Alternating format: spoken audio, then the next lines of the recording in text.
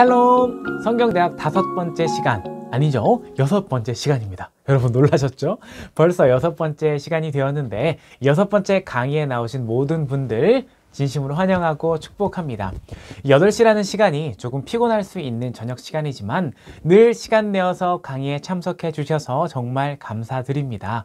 여러분 의미 있는 시간이 되실 수 있도록 정말 저도 열심히 준비하고 있으니까요. 기쁜 마음으로 이 자리에 나와 주시면 감사드리겠습니다. 지난 시간에는 중세교회 예배에 대해서 공부했습니다. 각 시대마다 두드러진 예배의 특징을 하나씩 기억해 두시면 앞으로 우리가 예배를 바라보는 태도와 예배를 생각하는 마음이 폭넓게 성장하리라 생각합니다.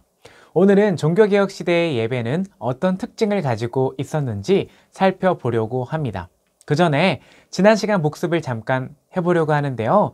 중세시대 예배에 신학적인 문제들이 있었다고 했습니다. 이게 지난 강의의 핵심 내용이었는데 혹시 기억하고 계신가요?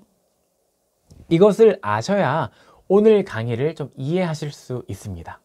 중세시대에는 특히 중세교회에 먼저 구원의 확실성을 분명히 전달하지 않았다는 문제가 있다고 말씀드렸습니다. 그래서 계속해서 제사와 치성을 통해 구원에 가까워진다고 말씀을 드렸죠. 그리고 희생제사가 다시 등장했습니다. 희생제사를 드릴 때 사제가 인간과 하나님 사이의 중보자 역할을 했습니다. 그래서 성스럽고 거룩하게 살기 위해서 계속해서 제사를 드리고 성찬을 하고 세례를 또 베풀고 이런 것을 통해 깨끗해진다고 생각했습니다. 급기야 수도원 또 등장을 했죠. 수도원 안에 들어가서 죽을 때까지 사는 봉쇄 수도원. 철저하게 세상과 그리스도인은 분리되어 있었습니다. 이것이 중세교회의 예배의 가장 큰 문제였다고 말씀을 드렸습니다. 종교개혁 시대는 방금까지 말씀드린 중세시대의 문제점들을 반발을 했어요. 아이고 너무 잘못된 거 아닌가? 여기에서 출발하는 것이 바로 종교개혁 시대입니다. 예수 그리스도의 희생을 통해서 인간은 단번에 하나님과 완전히 화목하게 되었습니다. 초대교회부터 잘 이어져 오던 것이 중세교회 때 다 없어져 버린 거예요. 그리고 루터, 치빙글리, 칼뱅 이런 종교개혁자들은 이 중세교회 교회의 문제를 인식하고 있었습니다. 심각한 신학적 오류를 발견했고 그 종교개혁자들이 보기에 중세시대 사람들은 무언가 자신이 해야 구원을 받는다고 생각함으로써 하나님을 불명예스럽게 만들어버렸습니다. 심지어 신비한 예식들, 또 중보자로서의 사람, 죽은 성인들을 통해서 구원을 얻으려고 하는 약간 우상숭배에 가까운 모습. 이거 제가 표현한 게 아니라 종교개혁자들이 표현한 것입니다. 우상숭배적인 모습을 가지고 예배한다. 이렇게 생각을 했습니다. 하나님의 은혜 가운데 어떤 다른 것이 끼어드는 것은 그 자체가 우상이라고 본 것이죠. 인간은 그의 행위를 통해서 구원에 이르게 한다는 것은 면죄부 판매에서 절정을 이루게 됩니다. 그래서 면죄부를 죄인들의 세례보다 더 깨끗하게 면죄부를 만들어서 팔았고 세례보다 면죄부 사는 게 훨씬 좋았어요. 그것을 구매한 사람들은 그리스도의 십자가만큼이나 큰 효력을 받은 사람이 되어버렸습니다. 연옥에서 천국으로 갈 수 있었으니까요. 돈을 주면 말이 안 됐죠. 그래서 더불어서 죽은 성인들을 통해서 중보기도까지 드려서 계속해서 하나님과 사람 사이에 무언가 다른 사람을 끼워 놓았습니다.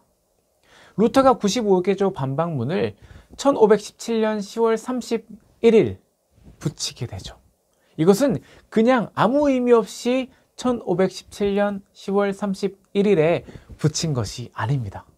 여러분 이 날짜에 대해서 우리 담임 목사님께서도 설교 시간에 말씀해 주셨는데요. 10월 31일 그냥 아무 날에 붙인 것이 아니라 정확하게 이날 비텐베르크 성당의 반박문을 루터가 붙인 이유가 있었습니다. 10월 31일은 성인의 날로 지켜지고 있었는데요. 성년의 날이 아닙니다. 세인트 데이. 세인트는 이제 성인이죠. 추기경이나 교황같이 훌륭한 사람, 교부 같은 사람들을 말하는 건데 이 성인의 날, 이날에 카톨릭에 있는 전통을 비판하면서 시작한 겁니다. 이날에 카톨릭 전통에 따르면 이렇게 생각해요. 사람들과 함께 하늘에 있는 천상의 예배를 하나님께 드린다. 이거 우리도 배웠죠. 초대교회 예배의 특징에서 천상의 예배의 모습을 가지고 있었다. 제가 말씀을 드렸습니다. 요한계시록에 나와 있죠. 그런데 성인들은 일반 사람들보다 훌륭하기 때문에 하늘이 열리는 그 10월 31일에 성인들을 통해서 하나님과 소통할 수 있다고 생각했어요. 그러니까 성인의 날에 특별히 그 성인의 이름으로 기도하면 더 강력하게 하나님께 기도가 전달된다. 이런 이야기를 했던 것이죠. 우리를 중보하시는 분은 예수 그리스도 한 분뿐인데 어떻게 훌륭한 인간이 중보자가 되는가?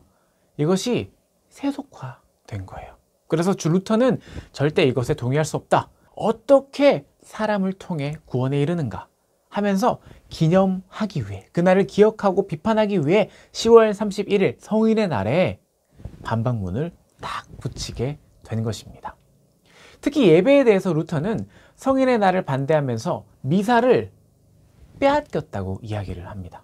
예배 자체가 무언가에 의해서 습격당해서 완전히 망가져 버렸다고 주장을 합니다. 중세의 회중들은 미사를 통해서, 우리로 치면 예배죠, 미사를 통해서 무언가 얻기를 원했기 때문입니다.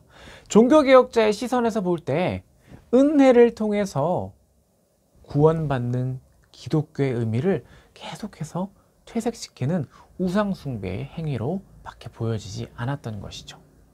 그러면서 종교개혁자들이 너무나 다른 의견을 가지고 있었지만 오늘 다룰 모든 종교개혁자들이 공통적으로 주장하는 것이 있었으니 바로 이것입니다. 인간의 공로로는 구원을 받을 수 없으며 오직 예수 그리스도만으로 구원을 받을 수 있다. 이것이 모든 종교개혁자들이 동의하는 부분입니다. 이런 관점을 배경으로 가지고 오늘은 다양한 종교개혁자들을 중심으로 예배를 한번 살펴보려고 합니다. 우리에게 유명한 사람이 한 2명 있고요.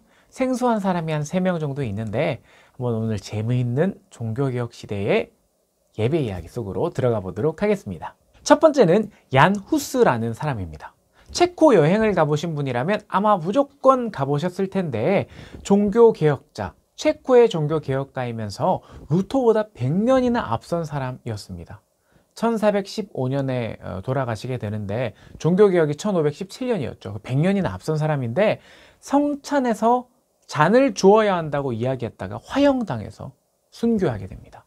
이게 무슨 말인가? 조금 이따가 설명을 드리도록 하겠습니다. 어떻게 보면 얀 후스는 개신교의 종교개혁의 선구자라고 해도 과언이 아닙니다. 루터의 종교개혁의 내용을 이미 다 가지고 있었거든요. 그러니까 얀 후스는 종교개혁에 매우 적극적으로 참여했습니다.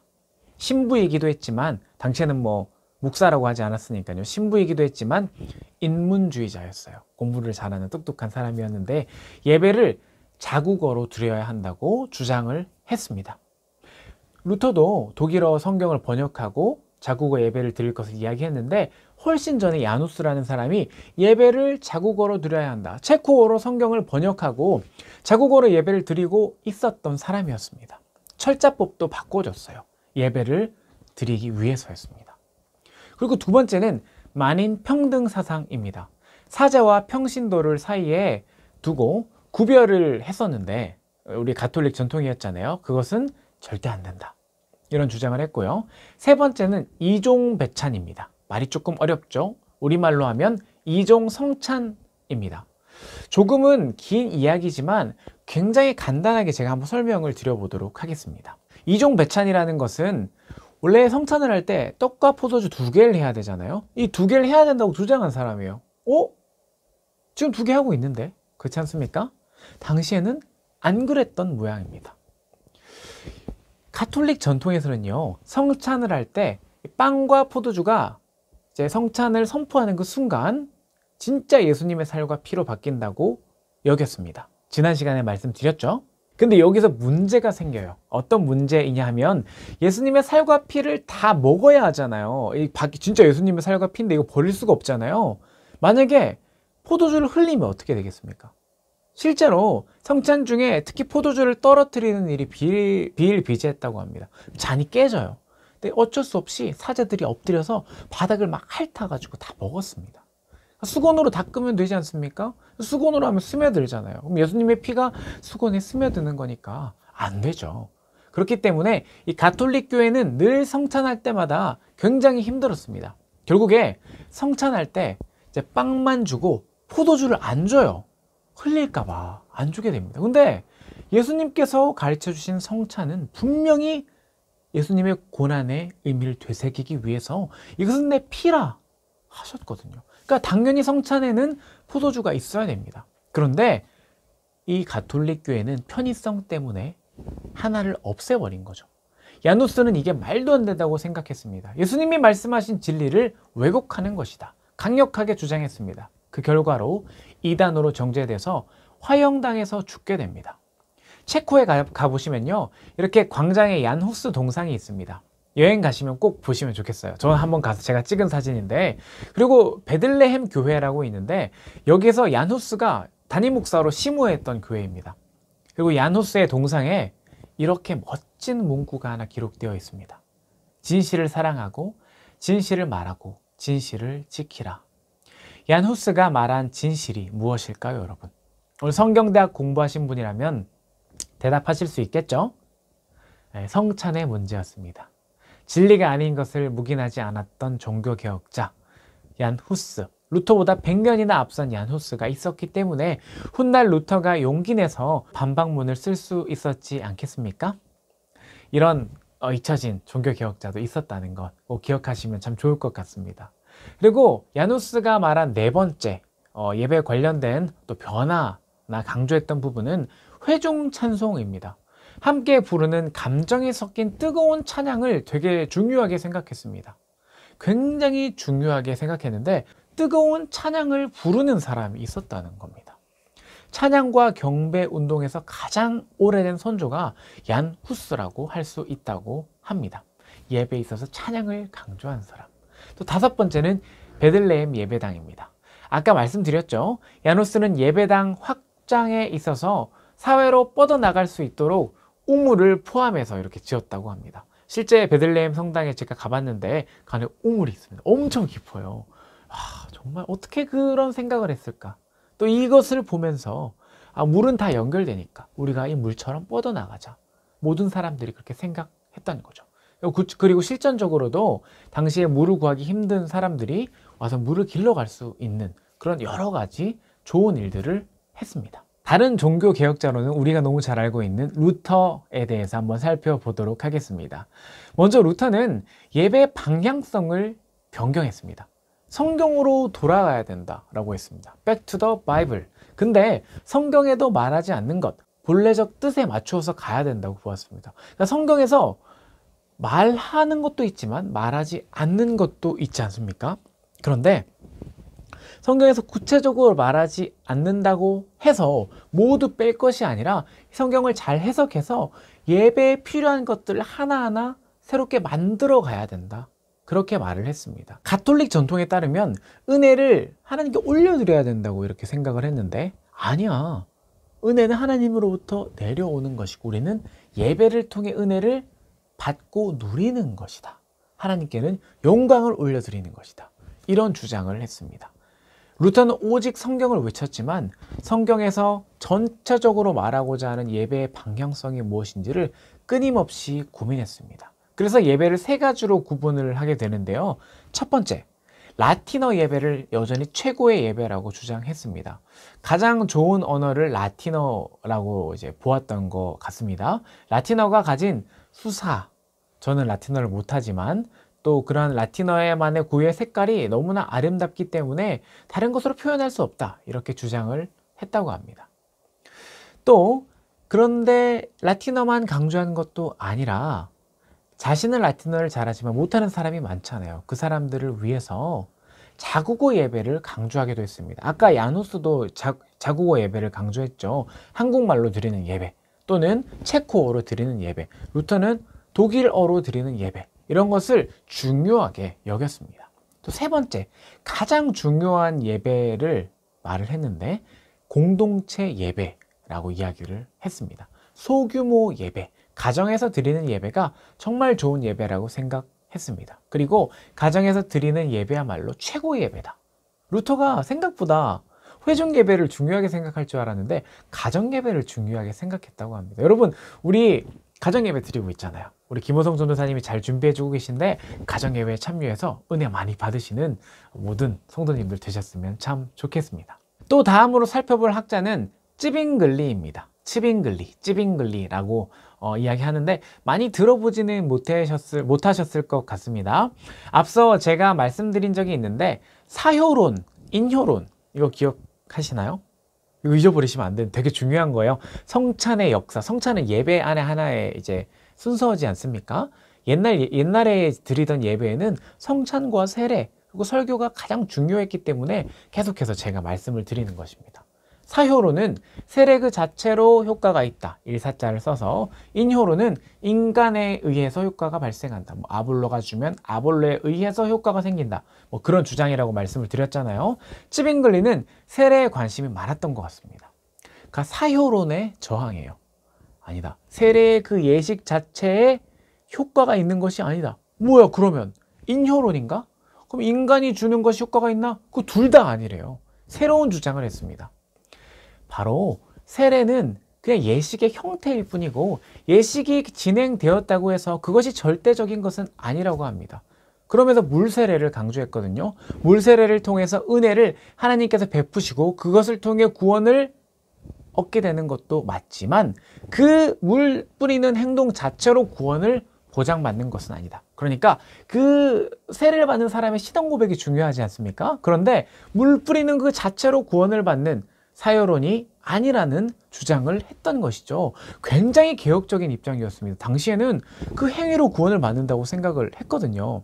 빵을 뜯는 행위, 또 물에 들어가는 그 행동. 그런데 그 가톨릭의 전통을 완전히 깬 것입니다. 오늘날과 비슷하지 않겠습니까? 우리의 신앙 고백 없이 세례를 받는다면 그것이 과연 참된 세례라고 할 수 있겠습니까? 아마도 그렇게 말할 수 없을 것입니다. 그리고 또 하나 중요한 것은 찌빙글리는 예배개혁의 원칙을 세웠는데 루터와는 다릅니다. 성경에서 명령한 것이 아니면 모두 다 빼라고 주장하거든요. 찌빙글리의 책 성찬 사용의 서언, 어려운 제목인데요. 여기서 이렇게 말을 합니다. 그리스도의 성찬이 참으로 오랫동안 하나님의 말씀으로부터 벗어나 남용되어 왔다. 그러므로 확인되지 않은 말씀으로 모두 제거하는 것이 필요합니다. 그러므로 확인되지 않은 것, 말씀으로부터 확인되지 않은 것은 모두 제거하는 것이 필요합니다. 루터는 말씀에 정확하게 없더라도 전체적으로 성경에 말하고자 하는 것이 있다면 예배 순서에 넣어야 된다 이렇게 이야기했는데 찌빙글리는 굉장히 순수한 사람이었던 것 같아요. 텍스트로 나와 있지 않는 거 예배 순서에서 다 빼! 성경만 무조건 다 따라야 돼. 텍스트 그대로. 그러니까 성경에 사실 예배 예전에 대해서 별로 안 나와 있거든요. 그래서 남는 게 별로 없게 되었습니다. 대부분 다 빠져버리고 간소화되게 되었습니다. 찌빙글리가 실제로 드린 예배의 전체적인 틀을 보면 이렇게 이제 예배를 드려요. 처음에 딱 예배 자리에 나오면 하나님의 주권에 대한 기도를 드려요. 시작 기도죠. 그리고 참회의 기도를 하고 바로 성찬을 베풉니다. 그 사이에 설교도 있고요. 그리고 끝나요. 예배 굉장히 빨리 끝나지 않습니까? 예배를 빨리 끝내고 집에 가고 싶은 분들은 찌빙글리한테 가면 될 것 같습니다. 여러분 근데 그렇지만 복병, 성찬 자체가 중요하기 때문에 여러분 성찬과 세례가 엄청 디테일한 순서로 나눠져 있습니다. 그러니까 시간은 똑같아요. 성찬을 길게 한다는 것. 이 종교 개혁자들이 공통적으로 성찬과 세례를 정말 중요하게 생각했어요. 여러분 그 의미를 좀 알고 싶으시죠? 도대체 성찬의 진짜 의미가 뭔가? 세례의 진짜 의미가 무엇인가? 여기에 대해서는 제일 끝에 10강에서 이야기를 할 거거든요. 그때까지 조금 기다려 주시면 감사드리겠습니다. 우리는 다음 학자를 한번 살펴볼 예정입니다. 다음으로 우리에게 너무나 유명한 칼뱅에 대해서 이야기해 볼 생각입니다. 깔뱅이라고 부르기도 하고 칼빈이라고 하기도 하는데 깔뱅이라고 한번 불러보도록 하겠습니다. 이게 1500년대 초기에 얀 후스나 루터, 찌빙글리가 활동을 했고 이분들보다 조금 뒤에 나온 사람이 깔뱅이에요. 우리한테는 가장 유명한 사람이 루터 깔뱅인데 좀 늦게 시작을 했습니다. 자, 늦게 한 사람의 장점이 있죠. 어떤 게 있을까요? 앞 사람과 좀 컨닝할 수 있잖아요. 그러니까 앞에서 종교개혁자들이 만들어 놓은 많은 예전과 예식들을 참고해서 가다듬고 조금 더 실용 가능하게 잘 정리를 한 사람입니다. 그러니까 깔뱅이 있기 전에 앞에 많은 개혁가들이 있었다 했는데 파렐이라는 사람, 너무 중요한 파렐 깔뱅의 동역자였고요. 또 마르틴 부처라는 종교개혁자가 있었는데 처음 들어보시죠? 아마 못 들어보셨을 겁니다. 이 부처님 할 때 부처인데 그 부처님이 아니고 마르틴 부처예요. 종교개혁자입니다. 마르틴 부처가 없었다면 아마도 칼뱅이 탄생하기 어려웠을 것이다 라고 보는 학자도 있습니다. 그러니까 너무나 훌륭하지만 우리에게 잊혀진 종교개혁자들이 있다는 거죠. 아무것도 없는 무에서 나온 것이 아니라 누군가의 이름 없는 희생과 헌신 위에서 그 위에 종교개혁이라는 아름다운 또 예배의 탄생이 일어나게 된 것입니다. 이제 강의를 들으면서 계속 궁금증이 드셨을 것입니다. 전도사님, 그러면 뭐 이제 종교개혁 시대 예배 뭐 그런 신학적 특징 알겠는데 우리 주일에 예배 드리잖아요. 순서가 정말 많아요. 막 교동문도 있고 여러 가지 막 선포도 있고 회개도 있고, 그런데 성경에 눈을 씻고 찾아봐도 그렇게 많은 순서들이 없지 않습니까? 루터도 말했고 쯔빙글리도 말했고 그 순서가 없는데 그러면 어떻게 성경을 뭘 참고해서 어떻게 예배 순서를 만들게 된 겁니까? 궁금하시지 않습니까? 이 예배 순서를 만들고 정리한 사람이 있어요. 첫 번째로 가장 최초로 한 사람이 디볼트 슈바르츠라는 독일의 종교개혁자입니다. 슈바르츠, 이거 기억하시면 참 좋습니다. 1524년에 슈바르츠가 작성한 예전서, 이게 가장 최초로 개신교 예배의 기초를 마련한 예전서입니다. 가톨릭 미사에서 희생제사로 여겨질 수 있는 부분을 다 빼고요, 죄를 고백하는 시간을 포함을 시켰습니다. 원래 죄 고백을 못합니다, 가톨릭 제사에서. 왜 그럴까요? 일반 성도들은 죄를 하나님께 고백할 자격이 없습니다. 사제를 통해서 해야죠. 고해성사에서 죄를 고백하는 겁니다. 그런데 예배에서 죄를 고백할 수 있다? 여러분, 우리 동일교회도 회개 시간, 참회 기도 시간 있죠. 이거 정말 중요한 개신교 예배의 순서입니다. 그냥 눈 감고 앞에서 목사님이 말씀하시는 그 참회 기도를 듣고 있는 시간이 아니라, 여러분, 우리가 죄 고백을 할 수 있다는 거, 이 어마어마한 것을 누릴 수 있는 시간, 꼭 참회 기도 시간에 한번 그 의미를 떠올리시면서 한번 참석해 보시면 좋을 것 같습니다. 아무튼 이 예식서를 참고해서, 슈바르츠 예식서를 참고해서 깔뱅이 정리한 최초의 예배 순서가 드디어 등장하게 됩니다. 깔뱅이 깔뱅이 굉장히 이제 공부할 게 많기 때문에 제네바에 있을 때 만든 예배 순서가 있습니다. 그때 순서가 좀 기초가 되는데 그거를 기준으로 제가 한번 말씀드려 보겠습니다. 첫 번째는 예배의 부름입니다. 시편 124편을 읽었어요. 124편 8절 말씀을 읽었는데 이 말씀입니다. 우리의 도움은 천지를 지으신 여호와의 이름에 있도다. 와, 이 말씀을 늘 읽고 시작했다고 합니다. 두 번째는 죄의 고백과 사죄의 선언입니다. 우리 예배에 있다고 말씀드렸죠. 세 번째는 십계명을 낭독합니다. 그리고 말씀의 조명을 위한 기도를 하고요. 이것은 성령의 조명하심을 구하는 기도입니다. 그리고 말씀을 선포합니다. 설교. 여섯 번째는 성물을 가지고 앞으로 나옵니다. 일곱 번째는 성찬 전에 경계와 훈계를 하고요. 그 다음에는 성찬을 진행하고 또 성찬 기도를 합니다. 그리고 헌금 기도를 하고 마지막으로는 축도를 하는데, 이제 바울이 했던 그 축도가 아니라 아론의 축도. 순서가 좀 간략하게 구성이 되어 있었는데 이것이 정리되고 발전해 오면서 지금의 다채로운 예배로 변화되게 되었습니다. 이제 마지막으로 영국의 종교개혁자 낙스에 대해서 살펴보도록 하겠습니다. 낙스라는 이름은 들어보셨는데 이 사람이 종교개혁자인지는 모르시는 분들이 되게 많은데요. 우리가 낙스를 살펴봐야 되는 이유는 우리 장로교 전통이 낙스로부터 왔기 때문입니다. 영국에서 예배를 개혁하던 사람이었는데 에딘버러 자일스라는 교회에서 종교개혁을 시작하면서 장로교주의라는 그 장로교의 예배를 만들기 시작합니다. 깔뱅 예전을 거의 따라서 만들었지만 조금 더 장로교, 지금 우리가 있는 장로교를 조금 더 만들었다라는 점에서 주목해서 보아야 합니다. 모국어를 크게 외치면서 예배 순서를 참여해야 된다고 말을 했다고 합니다. 그러니까 자기의 언어로, 한국어로 만약 크게 외치면서 참여해야 한다. 그리고 시편을 예배 중에 꼭 낭독했고요. 성찬을 적어도 한 달에 한 번 해야 된다고 했습니다. 또 놀라운 것은 이거 충격적인데요. 설교 말씀을 듣지 않은 사람은 성찬을 받지 못한대요. 그러니까 만약에 지각했어요. 그럼 그날 성찬은 못하는 겁니다. 왜냐하면 말씀과 성례는 함께 가야 한다고 여겼기 때문입니다.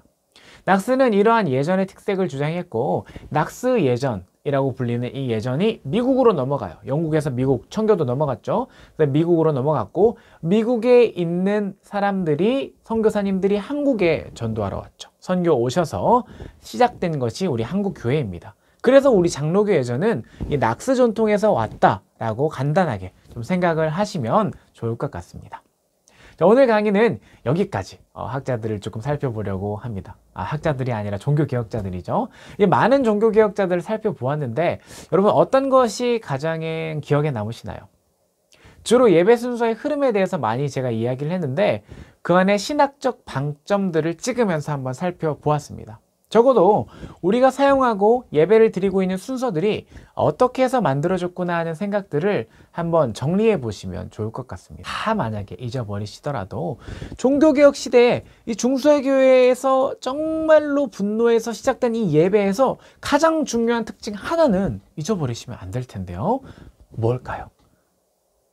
중세시대 때 이건 정말 아니지 않나 하고 반발하면서 종교개혁 시대가 시작됐잖아요. 그때 그것을 예배 다 반영했다고 말씀드렸습니다. 가장 중요한 거, 더 이상 희생제사가 필요 없다. 더 이상 중재자가 필요 없다입니다. 사제 없이 우리는 하나님과 1대1로 기도할 수 있는 사람들입니다. 만인 제사장이죠. 하나님 앞에 나아갈 수 있다는 관점입니다. 이 관점을 토대로 해서 예배를 개혁하려 했습니다. 종교개혁자들은 철저하게 예배의 순서 하나하나를 검토하고 또 하나님 앞에 성경적인 예배를 회복하려고 애썼습니다. 그분들의 희생이 있었기 때문에 오늘날 우리는 편하게 예배를 드릴 수 있게 되었습니다. 목숨 걸고 성경의 진리를 지키려고 했던 얀 후스 같은 종교개혁자들, 그분들의 신앙을 본받아서 우리들도 예배 자리를 신실하게 지켜내고 예배의 모든 순서 하나하나에 집중하며 하나님 앞에 바로 서는 저와 여러분들이 되었으면 참 좋겠습니다. 오늘 강의는 여기까지 하도록 하겠습니다. 오늘 기도하고 다음 강의를 또 준비하도록 하겠습니다. 기도하겠습니다. 하나님 감사합니다. 오늘 6번째 강의로 하나님께 나아가게 하심에 감사합니다. 종교개혁 시대에 많은 신앙의 선배들이 예배를 지켜내고 진리를 지키기 위해 목숨을 바쳐 헌신함을 돌아봅니다. 하나님, 우리에게 우리 목숨조차도 아깝지 않습니다 하는 간절한 예배의 태도를 회복하기 원합니다. 하나님께 나아가 첫사랑을 회복하고 하나님 앞에 엎드려 진심으로 신령과 진정으로 예배드리기를 원합니다. 하나님, 무엇보다 예수 그리스도께서 우리의 대제사장 되시고 중보자 되어서 더 이상은 인간과 하나님 사이에 중보자의 사람이 필요 없게 하심에 감사합니다. 하나님, 예수 그리스도를 통해 구원받은 우리들 하나님께 예배를 통해 늘 영광 올려드릴 수 있도록 인도하여 주시옵소서. 나아가 이 예배가 형식과 격식의 예배에서 삶의 예배로 성화되게 인도하여 주시옵소서. 이 모든 말씀 살아계신 예수님의 이름으로 간절히 기도합니다. 아멘. 오늘도 함께 해주셔서 정말 감사드립니다. 다음 주 벌써 7강이네요. 7강 시간에 함께 뵙도록 하겠습니다. 다음 주에는 우리 청교도와 장로교의 예배, 드디어 장로교, 특히 장로교가 미국 장로교를 중심으로 살펴볼 텐데요. 청교도와 미국 장로교 예배에 대해서 한번 살펴보도록 하겠습니다. 다음 시간에 뵙도록 하겠습니다.